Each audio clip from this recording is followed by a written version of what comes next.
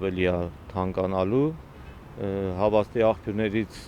ծանոթացել ենք, նոր տարուց հետո էլ ավելի կարող է թանկանալ։ Վերջին ամիսներին ոսկու գինը միջազգային շուկաներում գրանցել է աննախադեպ աճ։ Հրաչյա Նալբանդյանը, ով արդեն 20 տարի է զբաղվում է ոսկերչությամբ, դժգոհում է, չգիտի տեղավարձի գումարը տա թանկ գնով հումք առնի, թե ոչ, որ գոնե մինիմալ շահույթ ստանա։ Մենք օրվա արքով ու վաճառքով տարված մարդիկ ենք, որ օրը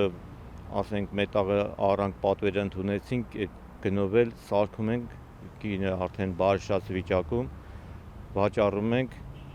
հույս ունենալու շահույթ ակնկալել, բայց չի ստացվում։ Տնտեսագետները նշում են պահանջարկի բարձրացմանը միաժամանակ նպաստել են մի քանի գործոններ։ Գործատուների միության նախկին նախագահի խոսքով ոսկու գնի բարձրացման առաջին պատճառն այն է, որ պետությունները իրենց ոսկու պաշարների ֆոնդերն ավելացնում են, այսինքն ոսկի են գնում տնտեսական կայունացման համար եւ միջազգային շուկաներում վարկերի ստացման երաշխիքներ ապահովելու նպատակով։ Որպես կայունացնող ֆոնդ երկրները մեծացնում են իրենց պաշարները, ինչի հետևանքով էլ պահանջարկն աճում է։ Երկրորդ կարևոր պատճառը ոսկու օգտագործումն է էլեկտրոնիկայի ոլորտում, էլեկտրոնային բաղադրիչների, սերվերների եւ տեխնիկայի արտադրության մեջ ոսկին շարունակում է մնալ առանցքային, հատկապես արհեստական բանականության զարգացման պայմաններում։ Արտադրողների դեպքում, քանի որ իրենք ոսկին ձեռք են բերում որպես հումք, որ այդ ոսկին օգտագործեն ոսկեչական իրեր արտադրելու համար, իրենք ոսկու գնի թանկացման պատճառով ստիպված են նաև պատրաստի իրը, ասենք մատանի է, շղթա է կամ ոսկեչական արտադրանքի գինը բարձրացնել, որտեղ իրենք իրենց աշխատավարձը կամ իրենց օգուտը արդեն չեն կարող անդադ կրճատելով